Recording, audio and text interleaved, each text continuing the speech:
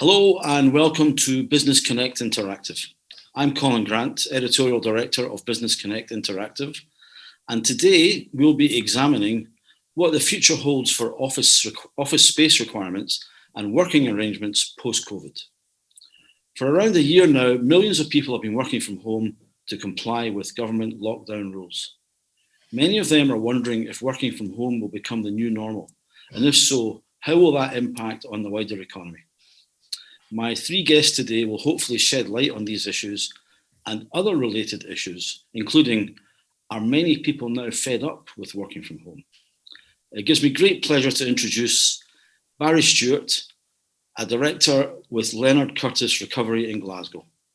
Leonard Curtis Recovery provide directors of struggling businesses with positive strategic advice, enabling them to retain control of the business, as well as key stakeholders and professionals involved with those dealing with debt and financial problems. It is a division of the Leonard Curtis Business Solutions Group, which operates from 18 locations across the UK. Next is Mark McQueen, a partner at Shepherd Commercial Property Auctions based in Aberdeen. Shepherd are Scotland's leading chartered surveyors, valuers, property agents and managers with 33 offices around Scotland. Mark is a member of the Royal Institution of Chartered Surveyors. Last, but certainly not least, is Ross Barrie, the Managing Director of Barrie Bookkeeping and Payroll Solutions, who are based in Glenrothes. Barrie Bookkeeping and Payroll Solutions was founded in 2002 and since then has grown into one of the largest direct payment, payroll and support agencies in Scotland. The firm provides its UK-wide client base with a full range of bookkeeping, payroll, client payment and employment support services. Now, I would like to begin by asking all three of you how many staff are employed by your firm and are any currently working at the office, and how has that arrangement impacted on the business? And can I begin with you, Ross Barrie? Yes, you can. Hi. Yeah, well, essentially what we've got is 15 staff based over our two offices. The office is split that we have 2 staff in the Wolverhampton office and 13 staff in the Glenrothes, the head office. Currently, the only issue that we've got is childcare needs for working from home. Bulk of our staff have been back in the office since the government opened up after the first lockdown back in June, July. And we've pretty much had a full complement of staff in the office since then, working their normal hours. Impact working from home has had on the office is that there was stuff slipping under the radar that took us a month or two to rectify. What kind of stuff? Basic admin stuff. Everybody, initially at the start of COVID, the office was open, but there was only 2 people in the office. The rest of us were working from home. And because of it was new, there was stuff that, oh, somebody else will do that. No, I thought they were doing it. No, I thought they were, and it wasn't getting done. But it was about getting process in place to ensure that stuff was done. Whereas if you're in the office, you can just stick your head round the door and say, Jess, have you done that? No, could you please do that then? Thank you very much. Rather than trying to arrange a meeting through Teams or Zoom or whatever, they're on a call, then I'm free now, you're on a call. It just absolutely slows up the process. Mark McQueen, what's your experience? Yeah, so we've got about 200 members of staff. That's based in about 30, I think it's 34 locations. So in Aberdeen, we've got an office of about 30 personnel. The office shut March last year. We put social distancing measures in place at that point, on the assumption, like a lot of people, that we'll be back in the office in 3 to 4 weeks' time. So that continually gets reviewed, but essentially our office is still shut unless there's an operational need to be in the office. So we do have certain support members of staff for answering the phones for the likes of the home reports and the residential market that we deal with.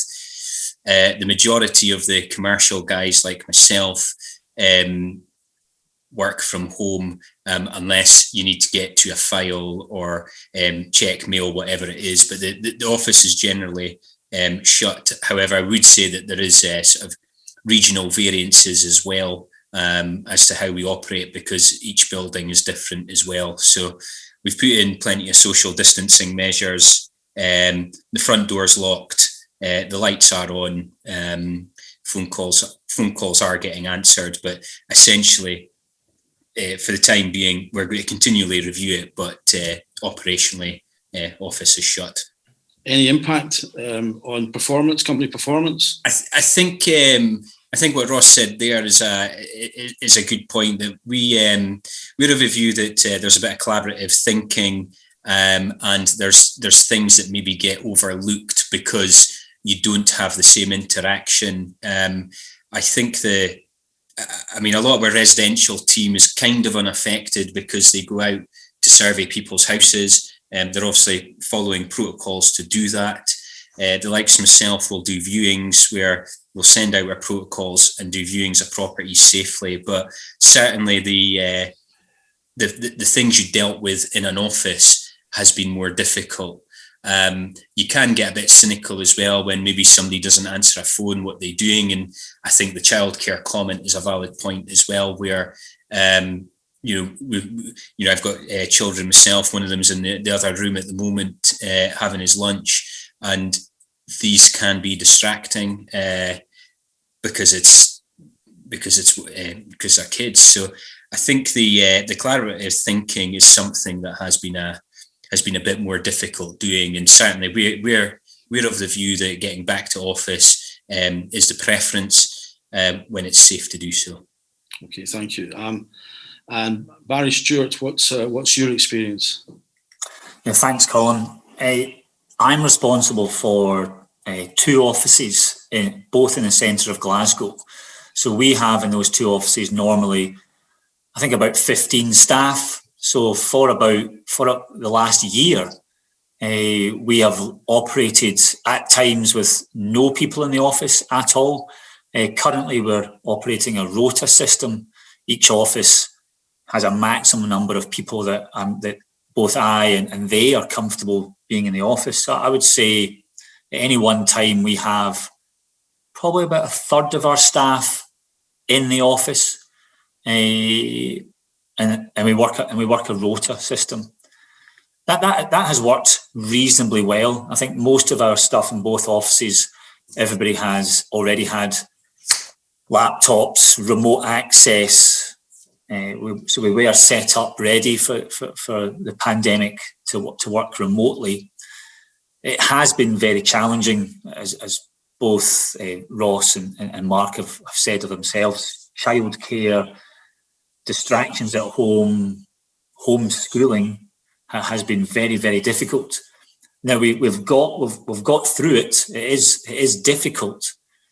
I suppose where I'd have to judge that, we're not as efficient, and it's been masked slightly by our type of work has been very quiet for the last 12 months. So we haven't had as much work to get through. But my impression would be that we simply would not have been capable working remotely with childcare, etc. Had we had to do a full workload, we would have struggled. We'd simply have had to have prioritised what we could and could not get through. I think my intention is when we get to the end of this, I think most of the staff will all want to come back into the office. I think they've missed working together, working with a team, as Mark has said, that collaboration and trying to train new recruits just simply can't be done remotely. However, I think going forward, we'll be a lot more flexible. So while we will get back to working predominantly in the office, I think we will certainly have far more flexibility and choice. And I would imagine that quite a number of staff will take advantage of that and will have a number of days that they might work from home going forward. Yeah, interesting. You all mentioned the issue of childcare, but I mean, childcare might not be such an issue once the schools go back. So would that have an impact, do you think? I think, speaking personally and rather selfishly, my eldest son is in primary 2. So it has made a huge difference to me when obviously he went back to school a couple of weeks ago. And then and then even further improvement next week will be his out of hours school club is restarting next week, which will certainly free up selfishly, it frees up a lot of my time. It's also better for him as well. So I think you're right. As the schools go back, it will be far easier for parents to work from home and not have the working day spread from 8 in the morning through till 11 o'clock at night, as you're finding, because you just cannot get the work done and you can't switch off. So that kind of the stress of homeschooling, the stress of never actually finishing work at a normal time and you're still thinking about it, and that's been going on for a year. So that has taken a strain. Good. I just want to ask one more question of the three of you, and that is, have your staff expressed an opinion about working from home? Because obviously, what I've heard really mainly is your own kind of personal viewpoint, and I'm just wondering if your staff have come on to you and said that they prefer working from home or they wish they were back in the office. I think it's for me, it's a bit of both actually. It depends on their own individual circumstances. I had on the one extreme, I had one person who lived in a studio flat, no balcony, no garden, no flatmates. And he really struggled with lockdown. A lot of people talk about mental health, but he was really struggling. Actually, he was desperate to get back into the office, even though in the office there's still been no interaction because he was the only one in at the time. Then you've got a variety of people who are really enjoying the flexibility of being able to be at home. But I think by and large, the vast majority of the people that we work with anyway are looking forward to getting back into the office, albeit I think that a number of them will request an element of flexible working going forward. But the vast bulk of the staff want to spend the bulk of their working day back in with their colleagues in the office. Thank you, Ross. What's your take on this? My take on this, and again, obviously my staff, the majority of my staff wanted to come back into the office. Okay, I gave them the option back in June, July. It's up to yourself. No, we've had enough. We want to come in. We need the interaction, the mental health thing as well. The not splitting the home life and the work life and working from home. Personally, speaking personally and on behalf of my staff, is that there's no separation. You know, like for example, I work at home. I get up at 7 in the morning. I'll jump on the computer. I'll work at 7. I'll maybe walk through the kitchen, cup of tea, back into my wee home office, working there. Still be working at 11 o'clock at night, or finish at 5. Check your phone. Oh, there's an email coming. I'll just go and check that. You can't switch off. Whereas where you've got home life and office life, 9 to 5 in the office or whatever hours I'm working, as soon as I close that door, I'm a different man because I've got that separation. Yeah, same with the staff as well. Yeah, when they were working from home, that's what they were saying, that they were getting an onslaught of requests from their kids, them that have kids at home, that they weren't able to focus on their work because of distractions through children. The office gives them an outlet. The staff members coming into the office gives them an outlet that changes their life from 24/7 in the house to 8 in the office, 16 at home. You know, people need that. There's also as you also mentioned, Barrie, earlier, the interaction between staff members, that they weren't getting that unless it was through a Zoom call, and it isn't the same. It is not the same through a video call, in my opinion. But yeah, I mean that's the main concerns that my staff had was their, and again, mental health, you know, that was just getting them down. People need, it's a human instinct, people need a change. You can't do the same thing on this constant wheel that turns, and that's all you do. You need to have change and variation, whether that's changing people that you're interacting with, through conversation, etc., etc. Yeah, that's a change, whether it's your environment, home, office, even outside the office. It's a different thing to look at. You mentioned mental health a couple of times. I'm just curious to know if you could expand on that. I mean, have you noticed, or have your members of staff mentioned mental health issues because of working from home? I mean, I've had a couple of staff that we've had to support due to issues, basically, which I won't. And again, I won't go into. No, we don't need to go into them, but just in general terms. But you could see the depreciation in their outlook, if you know what I mean. The nice and cheery back in February last year to as a boss, you see the signs and you pick up, and you'll have that off the cuff conversation. What you're worried about. I'm worried about coming back into the office because this COVID's going to get me. The COVID won't get you. We've got precautions in place. We've got steps in place to ensure that you won't. All that stuff that every other business does and has done. So as a boss, you need to give them that reassurance to help them. There has been one that we've actually engaged with a counsellor for, because there was family stuff going on as well, but that's what I'm saying about working in the home. It magnifies that and just makes it all seem bigger. Whereas if there was working home, the office and the home life, that they would be able to possibly not be as mentally affected by everything that's going on, because they've got that split and variation on their day. Yeah, okay. Mark?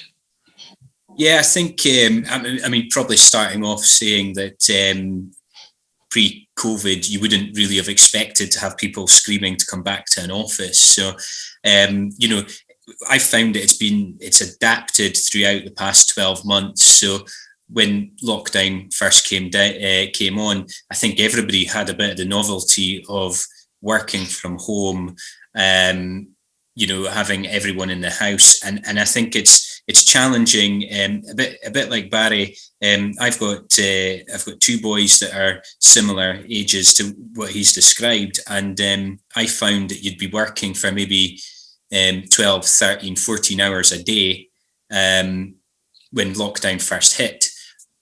You're in the house with your family and you haven't seen them at all. So there was a sort of imbalance the wrong way round on the work-life scenario. Now, when it came to the members of staff, I think it was quite similar, where people would have children. All of a sudden, they're doing the homeschooling, which was incredibly tough.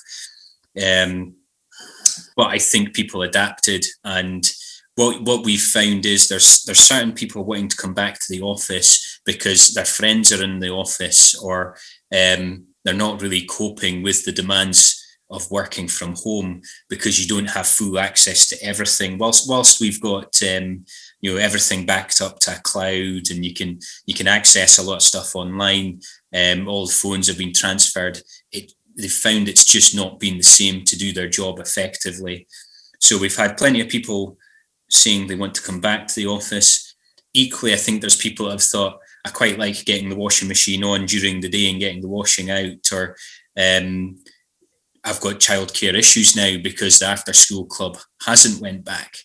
And again, some people have the view of, do we want to put our children into after school club, both from a risk perspective, I suppose, but also financially, that you've started saying, well, we haven't been going out buying sandwiches or each day for our lunch at work, and we haven't been paying for this, we haven't been paying for that, and we've actually had the ability to save. So some people are seeing it maybe a bit financially, that working from home is working, and there's a bit of financial reward, especially if you have a long commute to an office. Others are saying, well, we like getting into the kitchen of the office, having a coffee or getting a catch up with someone, going out for a walk at lunch, or whatever it may be. So we found quite a range from staff as to whether they want to go back to the office. But our setup's slightly different, where we do have, let's say, surveyors that are coming or we'd maybe be coming in and out of the office. So it's slightly different from them as opposed to the support staff. And I would say the support staff are keen to be in the office. So I'm taking from speaking to all three of you that you don't think that there would be, in general terms, a big change big downward change in the demand for office space in the years to come. Would that be fair to say, Barrie? I think so. I mean, certainly in Glasgow. I think what it has caused a few companies to look at is that some companies have realised that we have quite palatial, even at the best of times, quite empty and expensive offices and that fixed overhead. I think there's certainly been, those companies will certainly say, well, why do we have these big atriums, multiple meeting rooms that lie empty for most of the day? So I think they'll certainly look to be more efficient. And certainly when it comes to a break clause or time to renegotiate, I think companies will be of a mind to squeeze a little bit more out of their office space. I think there'll be a slight downward pressure. A few people will be looking to take on increased space. So I would suspect there'll be a slight drop in the overall demand, but I don't fear it being particularly significant in the long term in Glasgow. Now, certain parts of London, that might be different. Yeah, I think we're focusing on Scotland here. So, I mean, I take the point you make about London, but really I think we want to look at, Glasgow, Glenrothes and Aberdeen is really the areas that we're looking at. And I take your point about Glasgow, where I also live. Ross, I take it you from what you've said, you don't really anticipate a kind of a lack of demand in office space. Talking nationwide, I think there will be there will be opportunities for people to get office space, because I think a lot of businesses, and it also depends what sector you're in, because I know, again, through staff members and conversations that I've had, that certain, like banking, for example, one of my employees' husbands works for a bank as a training officer that was office based. It's been told he'll never ever be back in the office. His job is now home based. And they have reduced, and I'm picking numbers here, what was 1,000, big enough for 1,000 people to work 5 days a week, that office space is being sold off because they don't need that size, and they are downsizing to something that can accommodate 200 people, which means they'll be in the office. Everybody will be in the office 1 day a week on a rota system, hot desking, basically 1 day a week they're allowed in. So, and it's the same with the local authorities that we work with as well. That we know that there's one that we work with that has actually, down south, they had a big open plan civic centre that was 5 or 6 floors, that they have reduced the floors levels from 6 to 3 and sold the top 3 on to BT. So, are you able to tell us who this local authority is? It's Wolverhampton. It's Wolverhampton Council, yeah, that have done that. And I mean, that's what I'm saying. They've sold off half their building and they're going on to this hot desking model as well. That 3 days, 2 days, 3 days, 4 days work from home, 1 or 2 in the office. Yeah. Okay. Mark, what's your take on that? Yeah, I mean, the first thing, to me, what Ross has said there about selling off a couple of floors, I mean, it shows that there's a transaction. There shows there's somebody else wanting the space. But I mean, to a certain extent, Aberdeen's well documented at the moment to have an oversupply of offices. So we need to watch what we say. But I mean, I think there will be a downsize. But equally, if you've got a lease over a building and you've got it for a long period of time, what you're really downsizing, because you've still got the space. So I think there's going to be people that will look at a restack. I think what you'll find is desks might not be as crammed together, so you'll make better use of space. There's going to be booths or private rooms for Teams calls, Zoom calls, because I think a lot of people have realised, why are we travelling to meet a client or do a seminar or whatever it may be? Why are we travelling for an hour, 2 hours, when we can do it over a screen. So I think the offices are going to have slightly different uses, where there will be these breakout areas away from your desk. Again, in Aberdeen, what we've found is that people are maybe using it as an opportunity to improve the stock that they've got. So we had the oil boom in the 70s, 80s. You've got a lot of dated stock, which we might find goes away from the market, maybe alternative uses such as residential, and occupiers look at their space requirements from there. Now, undoubtedly, yes, if they've got 1,000 desks at the moment, their new offices might be for 800 or whatever it may be. So yeah, we expect a downsize, but not to the degree of what people may expect. Yeah, I think you made a very interesting point. I mean, several very interesting points, but one of them in particular was you mentioned the change of use from office to residential. And I was going to come on to that, actually.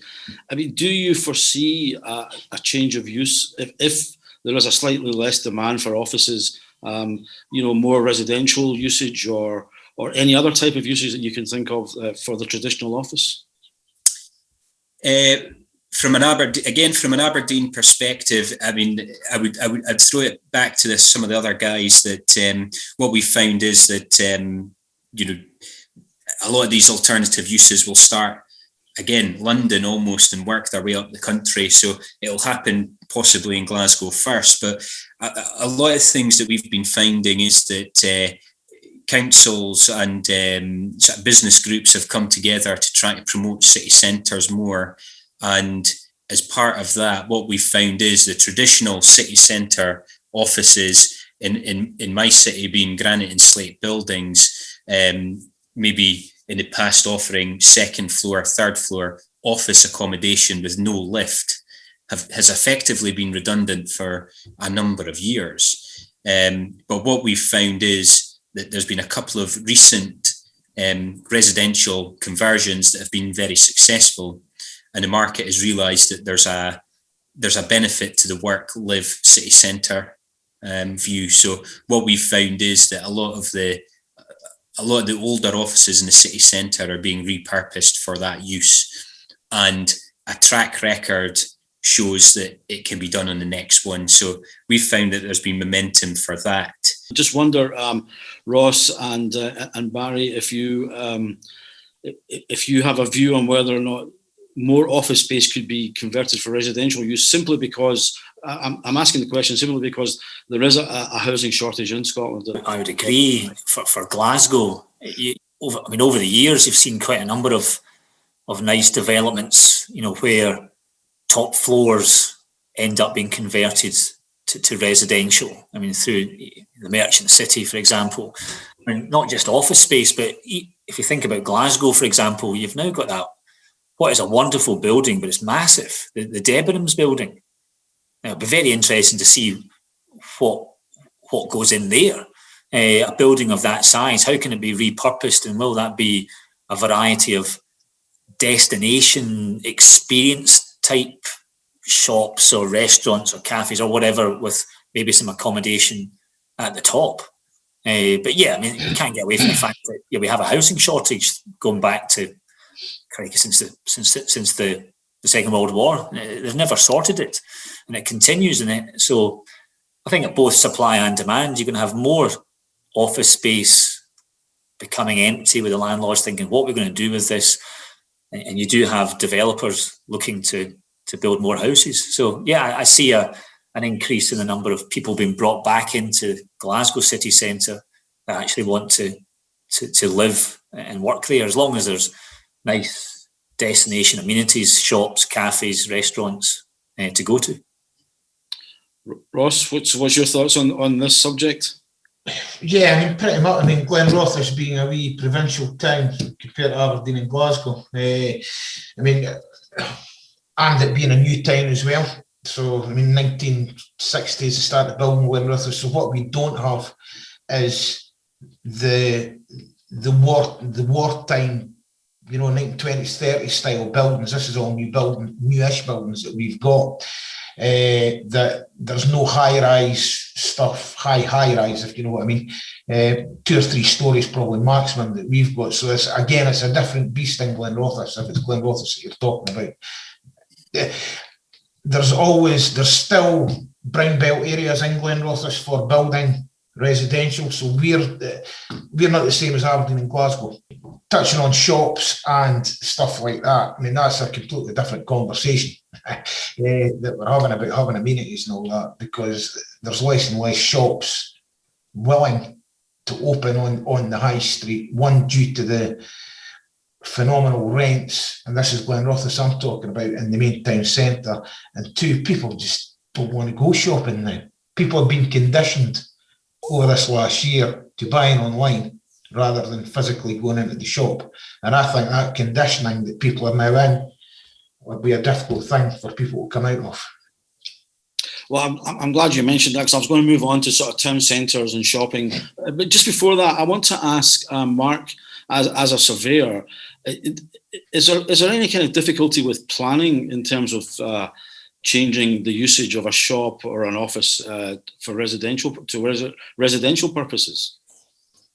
Well, certainly in Aberdeen about 20 years ago, Union Street had a Union Street frontage policy, which restricted the number of non-retail frontages that you could have. So if you wanted a bank on Union Street, you would have to apply for a change of use, and it would affect the percentage of non-retail offerings. So in the past, it was very rigid to keep the retail there.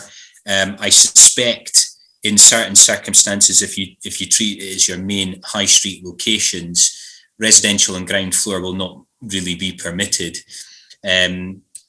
Undoubtedly, there will need to be an element of repurposing, however. So, I think it leads into a big planning debate as to what is the strong city core that you need to operate a city centre, and how many people do you need in a city centre for it to operate. So it's that twofold question of, you need people in the city centre, so you need residential in the city centre, but you also need to have an offering that is worth staying there, as opposed to, and again, coming back to some of the lockdown questions, you might not have your balcony or garden if you're staying in the city centre, so you've got to have something in its place.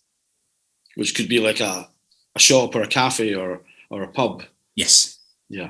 Okay. Well, I want to come back to that, actually, that question about the city centre. Because Ross, you mentioned that I think that people were spending more time not going to shops, and buying online.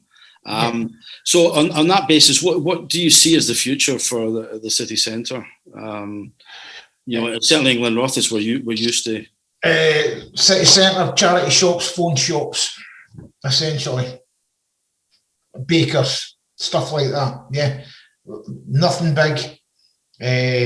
Lot less independent retailers going in, because again, they can do everything online. They can have their online shop as such, sell through eBay, sell through Amazon, etc. That they don't actually need a physical premises to sell stuff. Storage, that might be the thing that they need, whether it be a storage container to contain all their stock that they then post out. But I think city centres, and over the past 5, 6, 7, 8 years, there's just been a decline, a complete and utter decline everywhere across shops and retailers. That the quality retailers now aren't on the high street. As I say, wherever you go, you can walk up. On the left-hand side, you'll see 7 or 8 charity shops. On the right-hand side, you'll see 6 or 7 phone shops, and in between a couple of bakers, maybe a couple of cafes. But that, to me, that's the way that every high street is going. It's on a decline. It's on a decline. Barrie, do you think this decline is being accelerated by the high level of rates that are being, or rent and rates that are being asked for in city centres? I think, you've heard a lot of businesses complaining about the level of rent and rates, when they're having to compete with online retailers who don't bear that overhead and don't, in effect, are paying less tax. I mean, certainly the companies that I'm assisting in Glasgow when they're renegotiating with landlords, I'm talking about restaurants currently closed, obviously, but they're turning their mind to reopening. And certainly the pressure is very much downwards on these renegotiations about lowering rents that can be achieved, increasing the footfall for the size of their unit for the same rent, or and a lot of negotiations about writing off or forgiving an element of rent over the last year. I think the pandemic has just accelerated the change in customers' behaviour. I think maybe Glasgow's a little bit different, but I think you have to make it a place where people want to come more for leisure, for the experience, for the enjoyment. I mean, Buchanan Street is a wonderful example of that. I mean, most of those stores, you can buy that stuff online, but people like going to Buchanan Street, or the redevelopment of Sucky Hall Street, making it a greener, more pleasant, cycling, pedestrian-friendly, that kind of outdoor cafe culture, which got kicked off in Glasgow with a smoking ban, and we've taken it on. And it'll be interesting to see how some parts of Argyle Street and Union Street can actually perform over the next little while. But no, I'm not quite so pessimistic about a city like Glasgow. I think it will do well. I mean, a bit like Glenrothes, my hometown of Ayr, its high street, they just simply haven't been able to work out what to do for the last 25 years. So I think it's going to be more difficult for your satellite towns like Ayr and Glenrothes, where it's as easy for people to drive to Silverburn or jump on the train to Glasgow, and they go there instead because that's a destination that they enjoy going to. Okay, I'm going to finish off with one last question. I want to just ask Mark this question. Mark, from your experience, has Aberdeen Council, for example, been open to the idea of changing its policy for rent and rates? Rent if it owns the property, and rates if it doesn't? I think the rates is a difficult one, because I certainly agree with everyone on the view of rates, and it's a whole different debate. But as rents reduce, when revaluations come, rates should reduce. So, I mean, the government has introduced Fresh Start relief, small business rates relief, but the crucial point to all that is it's only temporary relief, as opposed to being a permanent solution. So, like everyone else has said, we've all had online sales accelerated through necessity, because being in property, you want to be going down the high street, shopping on the high street, but you haven't been able to. So the council aren't in control of the rates as such, but certainly Aberdeen City have been good in trying to breathe new life into the city and get people back. And I think if you've got the confidence of the footfall, I think people will open their niche operations, but it is a big step for them if they've to pay 3 times their rent as on rates. And when it comes to the sort of reform of the high street, I do believe that people like Amazon and that may have to look at showroom style premises where they're being almost forced to take space on a high street so they can show off products and then get it delivered. There's going to have to be something like that maybe helps with the taxation side. Okay, thank you very much, gentlemen. That brings us to the end of this discussion. I want to really thank you all once again for taking part and for your time.